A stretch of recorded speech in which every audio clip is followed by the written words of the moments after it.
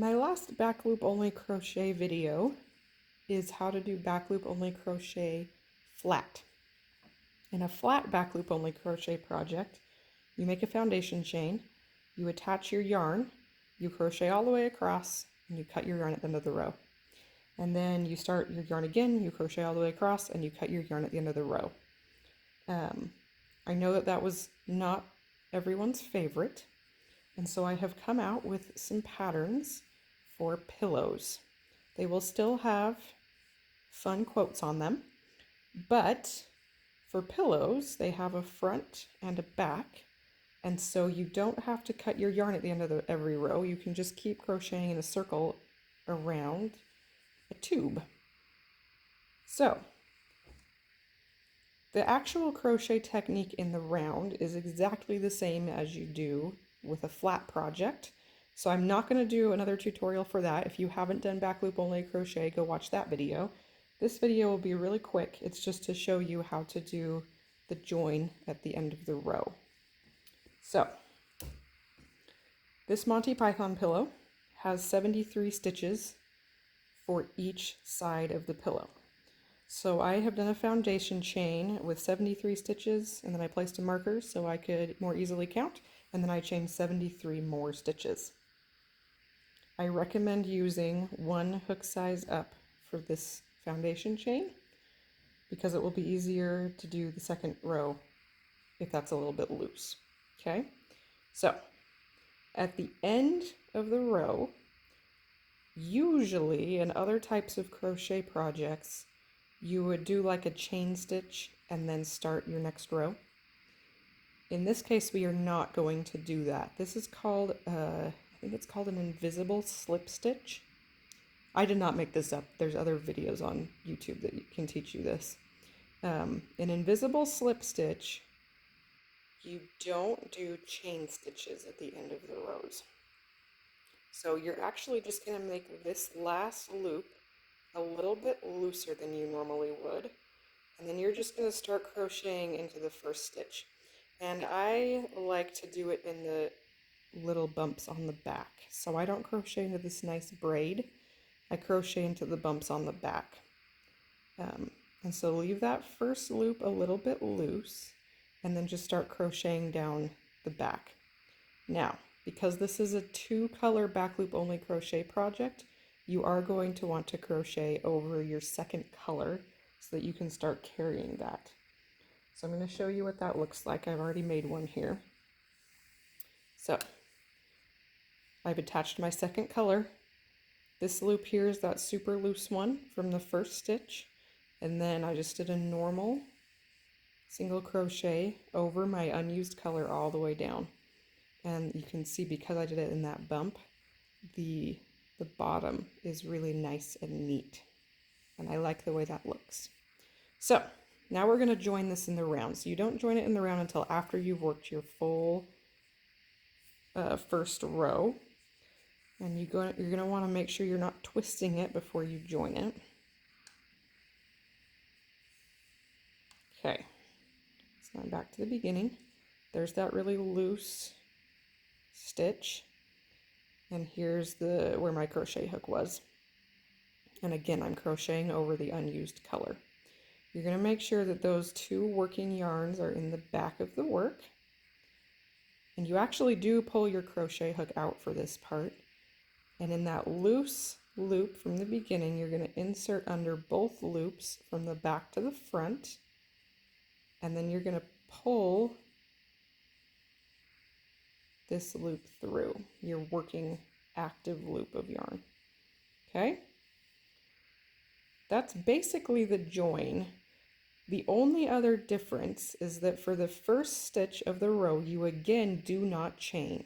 You make this loop a little bit looser than you normally would, and then in the same stitch, this is your first stitch you've created, we're going to put our hook through the back loop and crochet over our unused color. Okay, so the first stitch is in the same stitch that you worked the join into. Okay, and again, no chains, just leave this loop really loose. And then you're just going to follow your pattern as written. So you're going to crochet over your unused color all the way around. And when you get back to here, you're going to pull your hook out, insert it from back to front, and pull that loop in. Okay, I'll show you what that looks like on this project that I had before. Okay, so you can see here that I still have a couple of stitches left in this row. So I'm still crocheting over the brown yarn. So there's my last 2 stitches. I'm going to fully complete that stitch. Make sure both yarns are in the back. Here's that really loose loop from the previous row. So I'm going to drop this stuff, insert my hook from back to front through both loops, and then I'm going to pull this active loop through. And look how nice and neat that is. It looks a lot better after you have a few rows done, and it's a little bit easier to see. So I'm just going to continue.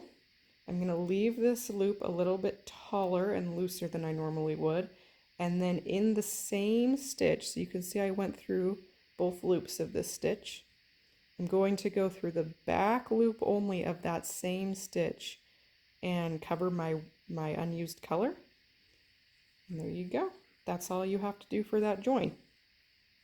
You can see that it's a really neat join. And then on the inside, you can see where I've carried my unused color up diagonally between each row. But it's really secure and there's no looping. Now, some of the patterns, this pattern has a white border on the front side of the pillow and a white border on the back side of the pillow. But sometimes it won't be that way. It will have like a white side and a brown side. So if you need to change colors at the join to the other color, you do it just the same way as you would a regular color change. So, okay. So you're going to finish the white stitch, and let's pretend like this stitch here, the first stitch of the next side needed to be brown. Exactly the same as a normal color chain. I have 2 loops. I'm going to finish the stitch with the other color. And then you're just going to do the row change the same. So you're going to insert from back to front on both loops and pull this color through. And then you're going to, now white's your unused color because you're going to crochet in brown, and go through the back loop of that same stitch. And just continue crocheting. And that would be your color change. Now, this little brown thing looks really funny on this pattern because it's white and white.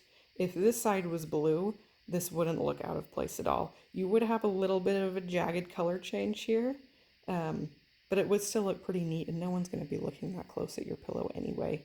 If it really bothers you, I'm sure that there's a way to cover up that color change side. But as far as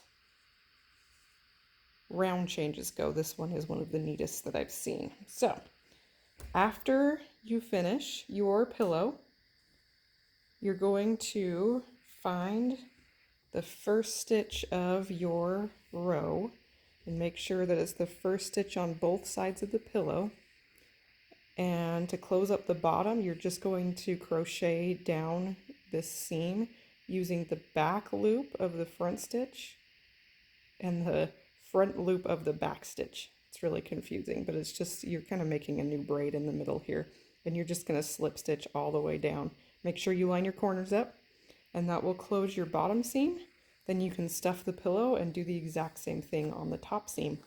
And then you'll have a really fun back loop only crochet pillow to either gift or keep for yourself.